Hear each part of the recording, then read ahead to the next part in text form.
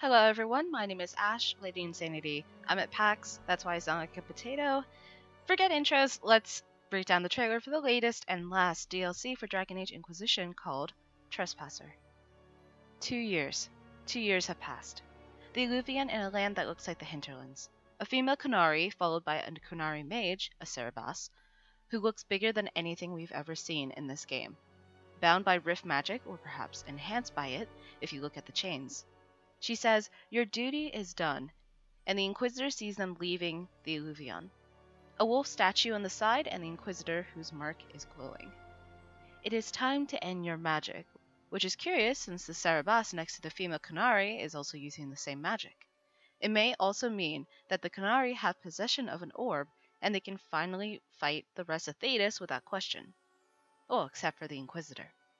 The Qunari alliance is dead after 2 years. The Cerebas are more powerful than anything they used to be. Whether they can gain control over their own power, even their own wills, despite any of the control rods, which we learn in Dragon Age 2 are used to control Cerebas, is a good question to keep in mind. The Winter Palace. Riding in on stallions with the Eluvian armor accompanying. Cullen and Josephine in attendance, so this is a diplomatic meet. Josephine as the diplomat, Cullen as the military's face. The Inquisitor walks into a hall where she's visibly late. In this playthrough, Vivienne is acting as the Divine. A Duke, or possibly a Grand Duke, is on the left. And a Ferelden gent we see on the right as well as later in this trailer. The thing to see as well is that the Inquisition banner is raised in this room. A room that looks similar to the same ones we saw used in the Winter Palace, where you had to put those Hala statues in to unlock. The Inquisitor here is a two-handed warrior instead, clad in full armor, while Liliana walks around in her diplomatic attire. A dead body on the side as well, quilted like leather patterns, and considering who is involved with this DLC, the person is probably a Ben Hastrath, a Qunari spy, an Eluvian as well in this room, hidden away. Now, I have to pause and talk about this situation. If you haven't read the book The Masked Empire, I am going to spoil it right here now. Briala, Grand Duke Gaspard, and Empress Celine all know about the Eluvians. Briala in particular knows the word that actually makes specific Eluvians work at her will. If you kept Briala alive in any capacity during the Wicked Eyes and Wicked Hearts mission, you may be at an advantage for the DLC. Otherwise, you'd be chasing through Eluvians that the Qunari opened up or are just activated. And if you drank from the Well of Sorrows, that might also help you as well. There's no indication that Morrigan comes back during this. But in any case, Briala never told the word to anyone except possibly the other city elves. It was never confirmed if she had done it already. But whoever killed Briala's partner Philasin before was looking for this password. I'm not sure how much the book will be involved with the game, because although a lot from Dragon Age Asunder with Cole, Rhys, and Evangeline shows up, and their adventures together end up in the game, it's always uncertain where canon lies and how much of it is used. Going back, a place similar to the Crossroads. It's another realm. Up is down, down is up, the circular trees are lighting with rift magic. If you remember the Fade, the Inquisitor, Hawk, and the crew were all upside down and sidewards on the ground as well. The white cloud is present everywhere. If you remember the Crossroads, it was faded out for anyone who came through. Technically, according to the Masked Empire, the Crossroads is supposed to be a little bit more vivacious with color and flora for elves, and that race alone should be able to move almost briskly through, while humans feel more sluggish.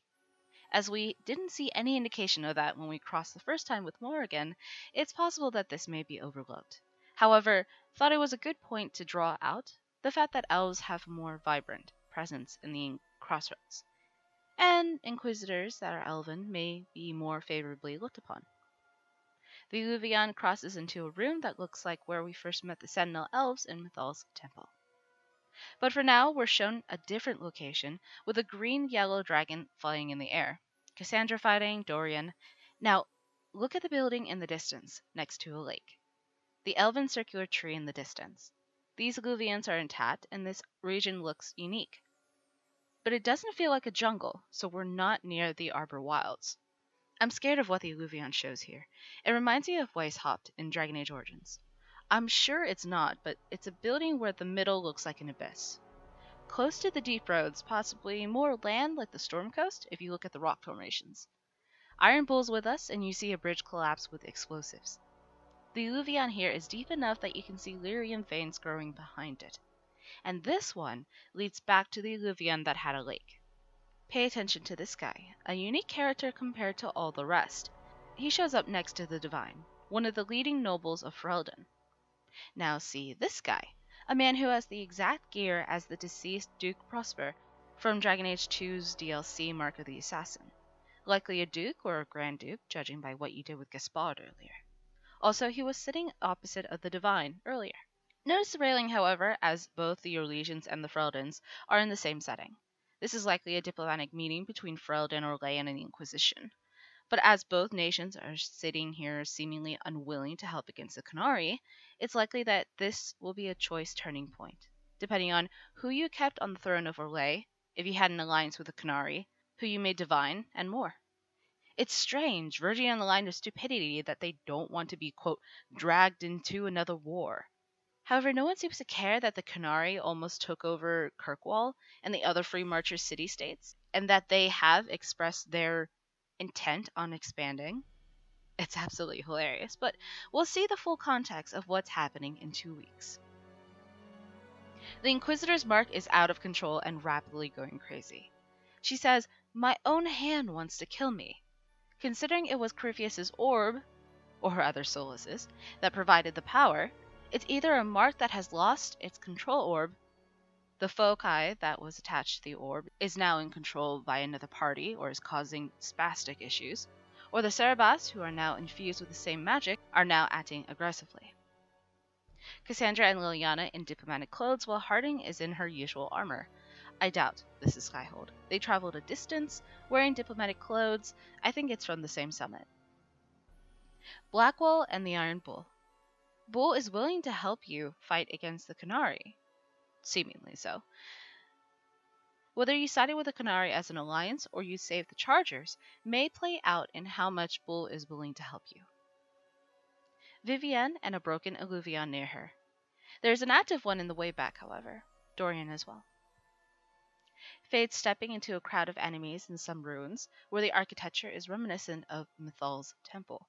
Fighting Qunari in the distance as well. The specific thing here, however, is the dark green power, which seems to be channeled by something that I can't discern, which is probably a Cerebas, but I can't tell because 720 quality. Fighting a Qunari archer and pikeman. This is definitely an elven temple, with the wolf statue hanging at the left. The place is just as destitute as Mythal's. While it has its small details on the sides, the ground has vines and there's dirt scattered everywhere. But this is the one thing I have to specifically mention in the next frame. Look at the wall. It reminds me of either dragon or wyvern art. It's winged, perhaps painted in the same way that Solas had painted the walls of his study in Skyhold. There's also a pyre here for Veilfire, so we may be using that again to get to secret areas. Spectral warriors and archers that look just like the former Sentinel elves back in Mythal's temple. I have a feeling this is a drawback to what we saw in Temple of the Sacred Ashes back in Dragon Age Origins, where these spirits have just stayed for years and years, and are attached to great amount of magic and lyrium.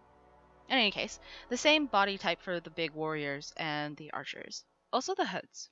They don't attack on sight, and considering that the Fade or Rift magic affects them, look at the green silhouette, perhaps they're our friend here? The doctrine that allowed the Inquisition to be made. The book that allowed Cassandra to create it, and the Inquisitor drops it in front of the Chantry folk and the Fereldans and the Orlesians. It may be a final screw you to the Chantry, who've knocked the Inquisition this entire time, and a denial of their power as they're unwilling to do anything else with the Qunari invasion. From before, our possible political antagonist? He doesn't look like any NPC we have seen in this game yet, and definitely Ferelden. An Eluvian which looks close to the hinterlands, or the dearth. A hidden passageway underneath an elven wolf statue, holding a puzzle box and a button. Sketchings on the wall, however, that you need to pay attention. Look at the face of the person on the right. They're wearing Falasleen. There's one more face in the darkness as well, whose markings possibly are being pulled away. And notice that sphere that is against the black art piece? This isn't the first time that we saw it in this trailer. It may be just part of the architecture and have no presence, but I'll point it out anyway because since we found out about the orb, I don't trust anything or anyone that have spherical attributes. New armor on the Inquisitor, and she turns to see many bodies frozen. We've seen this before, particularly in Inquisition's main story, with the Tevinter and people being frozen with rift magic. At the Eluvian ahead, there's someone with Canary horns and someone else that stands. The Canary army, equipped with Sarabas, pikemen, and warriors. Notice, however, that the Inquisitor is running, while one of the lead Canary, who I imagine is a general or the new Arishok or something similar, is walking into the Eluvian. For now, I'll call him a general. He carries something special in his left hand. It doesn't look like an orb, but it may be parts of the one that the Inquisitor broke, or something that helps go through the Eluvian at specific places. It seems that the Inquisitor and party are too late for this instance. Might I say, though, that how awesome the new Inquisitor armor looks? It's like Calpurnia's set. But beyond that, notice how her hand is glowing? Something impacting her may be close, or her mark is just consistently out of control. And the rogue Inquisitor walks through the Eluvian in a battlecry stance. A blue-yellow dragon we haven't seen yet. It's not Nethal or Flemish dragon, and it has ropes tied to its head. Looks like she's in a dome. And it seems like the Canary Sarabas have figured out how to unleash their magic powerfully with a fade. Notice the veins coursing through this one? The one thing I want to note is that when it comes to the magic of the Sarabas, I believe it was Mike Laidlaw at a PAX panel who said that they only concentrate on damage-dealing spells when training the Sarabas. They are viewed as tools for destruction, so they may have discovered rift magic as a way to amplify that destruction, so that they can take over everything. The Inquisitor, Vivienne, Blackwall, and Iron Bull pinned in a corner with Canary around. Elven ruins, made obvious by the architecture, and the elven archer hanging tall near them. Vivienne in her normal armor, Blackwall, Iron Bull, Dorian, Sarah besides a broken and burning Eluvian, Cole, Cassandra, and Varric. The same scene with Canary guarding the one general walking to the Eluvian. However, this dragon instead decides to confront them. So the dragon is involved here in these ruins. And welcome back to your favorite companion in the whole wide world, the man who would never, ever try to lead you astray. Solas, in front of an Eluvian, at the end of all things. That's Trespasser. Thank you for watching. If you want to know what I think this DLC, in case you want to know where I think this DLC will end up, the Canary decide. So here are all my thoughts on the DLC. The Canary decide to start their invasion. The Inquisition wants to go to war. The Inquisitor and the crew go back to Orlais to speak with those of the Chantry, Ferelden, and Orlais who are strongly against it, as it is 2 years post-Corypheus. At the diplomatic summit, Orlais reveals that they have access to the Eluvians, but only after the Canary have access to them as well. Likely the Ben Hastrath invaded the summit. The game deals with trying to fight off the Canary and reach the source of their power, as well as who controls the orb in which they gain their power. And eventually, we end up fighting our lovely ex-boyfriend Solas along the way. Dragon Age Trespasser releases September 8th. Let's see if any of this is true. My name is Ash. Take care. Fenhara and Ansel.